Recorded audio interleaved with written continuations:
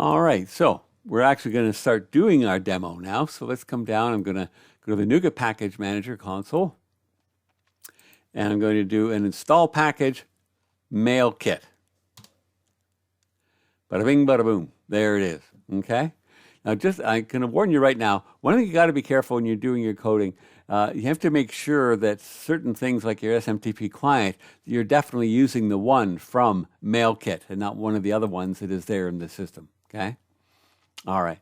Now, we do want to kind of make this easy to, with an abstraction layer here. So we're going to add, first of all, I'm going to go down to View Models. I'm going to define my email configuration. First of all, I'll define the interface for it. So let me right click. I'm going to add, I'll select class here. It's going to be I for interface, I email configuration. Just make sure you do change it to an interface if you selected class, which I did because I'm lazy. Okay, public interface, right? So I have my SMTP server, my port, my from name, my username, and my password. That's all I need at the minimum. You could have other things, and depending on what client or what service you eventually end up using, you might add a bit more, but that's the basics that we need. All right. So I'm going to also add my email configuration to implement the interface.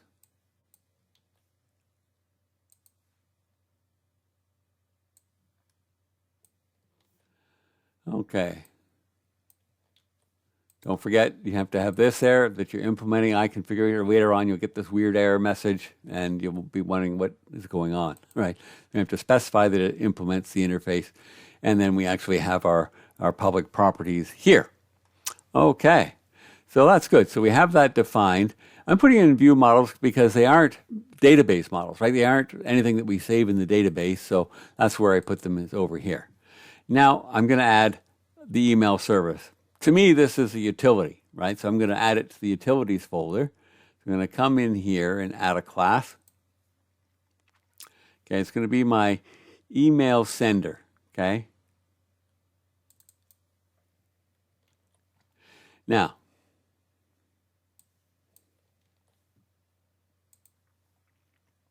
okay, let me add my comments, just because I like them. All right. What we're going to do here is we're going to implement I email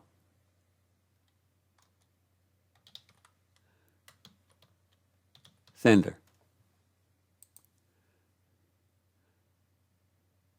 Okay?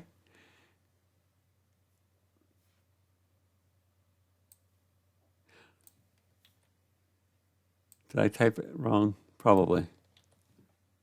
No, okay. Using ASP.NET Core Identity UI Services. There we go. Now, where is that defined? Well, it's just complaining because we haven't implemented it yet, okay? That is defined, again, in those hidden, that Razor class library, okay, under identity, okay? It's in those pages that this interface is defined. Remember, we said when we introduced this discussion that we're going to implement the existing interface defined for sending email for things like forgot password and so on and so forth, okay? All right, so let me just get the code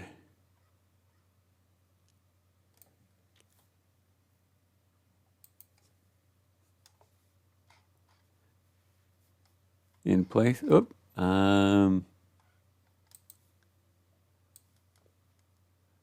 Sorry, I copied too much. I have to just be careful here. Okay. All right, now in order to implement it, we're going to need a couple things. We have to have access to the email configuration, those settings we were just talking about, the SMTP server, username, password, etc., right? This is right out of that online tutorial, and it's a good idea to have a logger to log what's going on as well, right? So in our constructor, we get those both from dependency injection. Yeah, we haven't added it yet, but we will, okay? All right, we can get our email configuration and our logger all set up and way to go. All right. So here is send email async, right? Asynchronously builds and sends a message to a single recipient, okay? So it is basically as simple as this. we get three things. Okay, and this is defined in the interface that we're provided: an email, a subject, and then an HTML message, right? So as we kind of showed in that PowerPoint, we just make a new my message, add a to, add a from, define the subject. Well, that all it gets passed in has parameters. The body, we're deciding it's in HTML format, the text format of the body, and then we just, I'm going to have a couple variations, so I'm going to have send email in a separate little method down below. Okay? But along with that, I'm going to add one more bit of code.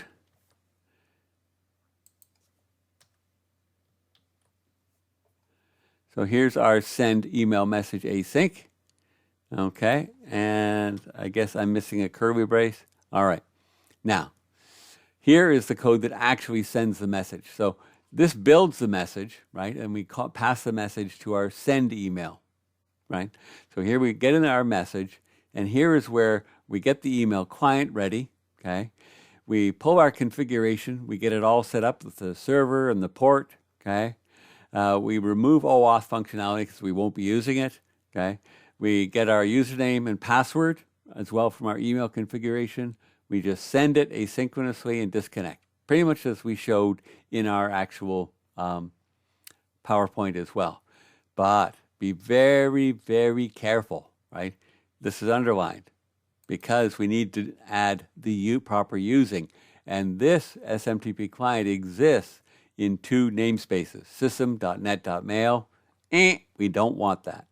Make doubly sure you're using mailkit.net.smtp, okay?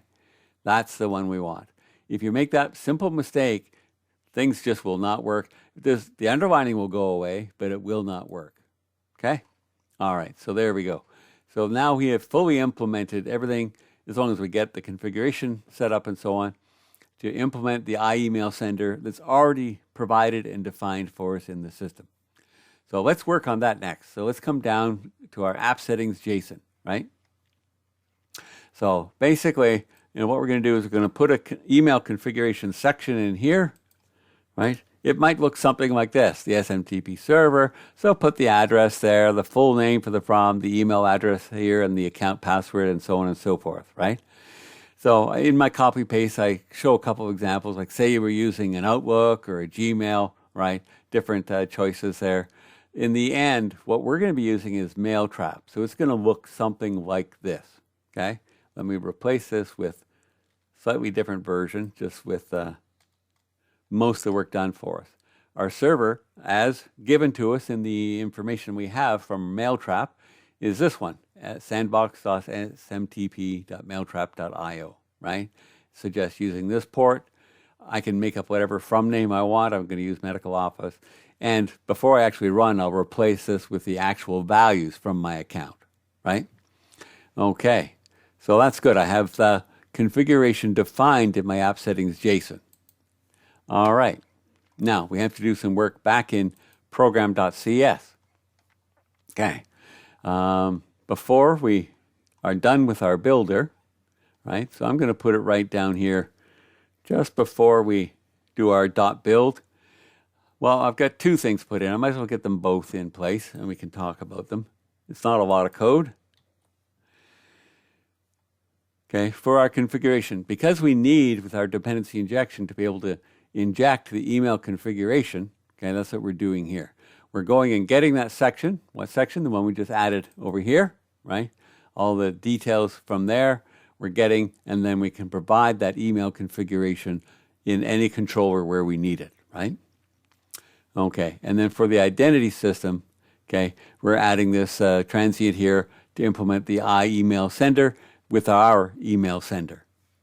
And that's it. We're ready to actually use it. But, of course, I need to actually get my settings for Mailtrap. So give me a moment to get that in place. All right, so I have put the settings in place. Let me just show you. Forgive me for having to repeat this, but here in my Mailtrap, right, here's my inbox, and here are the settings. So there's the username. You're going to see that eventually anyway, so there's no big deal. the password. If I click that, it just copies it to the clipboard, making it easy to paste in to my Visual Studio, right? Okay, so I'm ready to actually run the application, and let's test out something like forgot password and see it actually work.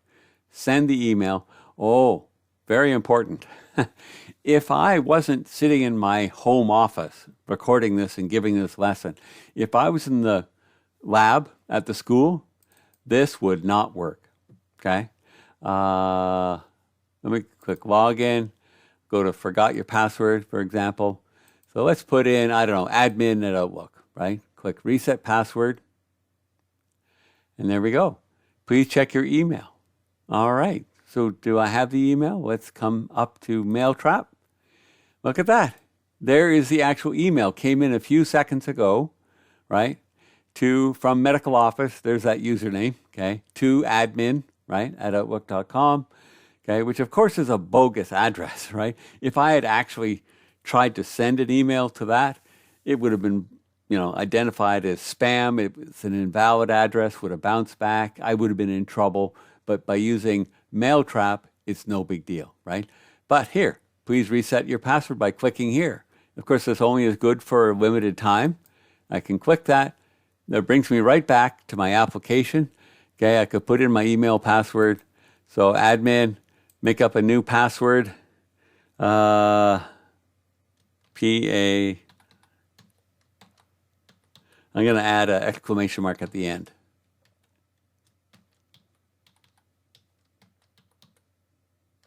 To what I had there before. Reset. There we go. Click to log in. Sure. Well, let me actually type it with the exclamation mark. Log in. There we go. And you can see it actually worked. I was able to reset my password. Wow.